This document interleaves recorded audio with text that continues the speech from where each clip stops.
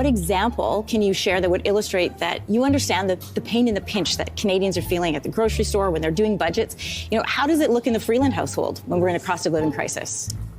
Well, Anne-Marie, I think the thing that, in my regular life, brings the challenge home the most personally to me is...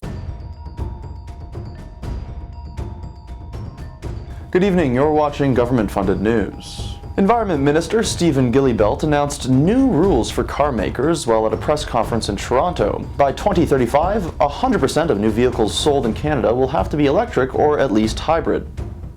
Is that even feasible? Oh God, no. But that's hardly going to stop them from announcing it. Okay. The minister has also claimed that the move to electric vehicles will help Canadians with the cost of living. There's no way that's true. I mean, of course it's true. It couldn't possibly be that the Liberals are trying to ensure demand for electric vehicle batteries after giving away billions in subsidies to manufacturers of those. Those subsidies where they faked the guarantees for jobs for Canadians. What are we talking about? So I got a quote the next day for $15,272, not including labor. How is it even statistically possible that one component of a vehicle can be worth almost as much as the vehicle? I was provided a quote at $50,000. I ended up scrapping the vehicle. Canada's controversial support of a non-binding United Nations resolution calling for a ceasefire in Gaza has earned a thank you from a senior leader of Hamas. And you're on the right track as a government when a group you've listed as a terrorist entity thanks you. This may be related to the Foreign Affairs Minister feeling the need to release a statement clarifying her initial statement, which she still insists was clear. I always clear up things that are clear. You're going to have to be a little bit more clear, because I didn't get that last part. I missed out on the whole thing, to be honest with you. I was confused by it. I was very confused by the whole thing, if I'm being honest. Population growth continues to set records in 2023, with over 430,000 newcomers arriving in Canada in the third quarter alone, bringing the total population to 40.5 million people and making 2023 growth surpass the growth in 2022 in just the first 9 months.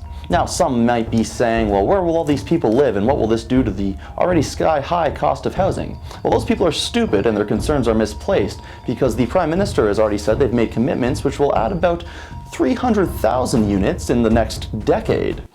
So let's see, a million people in the last 9 months, 300,000 units over the next 10 years, carry the one. I think we need to stop letting in people. Who wants to help me build a wall? Oh, all right. Guys. Who wants to help me build a wall for no reason? It's a different wall. Toronto City Council has voted unanimously to change the name of Dundas Square over Henry Dundas's purported connections to the slave trade, despite being an abolitionist. And they're replacing the name with a word from a tribe known for buying and selling slaves. Because fuck you and your history, that's why. The trouble with Scotland is that it's full of Scots. Nearly $10 million in taxpayer money spent to support youth unemployment in Iraq will ultimately help Canada, according to International Development Minister Ahmed Hussein? International Development Minister? The fuck is that? Well, that's all the time we have tonight. Thanks for watching Go FU News. And remember, it's never too late to give up hope of becoming a senator. You only need about $32,000. Or the amount that Chrystia Freeland thinks you'll save by cutting your Disney Plus subscription. Good night.